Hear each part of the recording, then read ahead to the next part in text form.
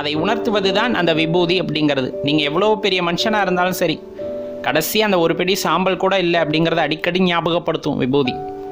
சரி, அதை எப்படி வாங்கணும்? கர்வம் இல்லாமல் வாங்கணும். ரொம்ப முக்கியமான விஷயம்.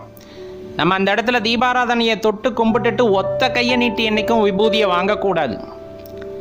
எப்போவுமே இடது கையை கீழே வைத்து அதற்கு மேல் வலது கையை வைத்து பவ்யமாக தலை குனிந்து தான் விபூதியை வாங்க வேண்டும். நல்லா தெரிஞ்சுக்கணும். கோவிலுக்கு போனால் இது உங்களுக்கு ஞாபகம் வரணும். அர்ச்சகர் கொடுக்கிறார் அப்படிங்கும் போது கட்டாயமாக இடது கையை கீழே வச்சு வலது கையை மேலே வச்சு தான் வாங்கணும். ஒரு கையில் செல்ஃபோன் வச்சுட்டு இருக்கேன், ஒரு கையில் பை வச்சுட்டு இருக்கேன், ஒரு கையில் அர்ச்சனை தட்டு வச்சுட்டு இருக்கேன் அப்படின்னு காரணமெல்லாம் கூடாது. அதை வாங்குவதற்கும் ஒரு முறை இருக்கின்றது. இறைவனுடைய பிரசாதம் அது. அதை வாங்குவது முறையாக வாங்க வேண்டும். அதே போல தான் பெருமாள் கோயிலுக்கு போய் துளசியும் மஞ்சளும் கொடுத்தாலும் அப்படி தான் வாங்கணும். சரி, பிறகு திருநீரை எப்போ பூசிக்கொள்வது, எப்படி பூசிக்கொள்வது?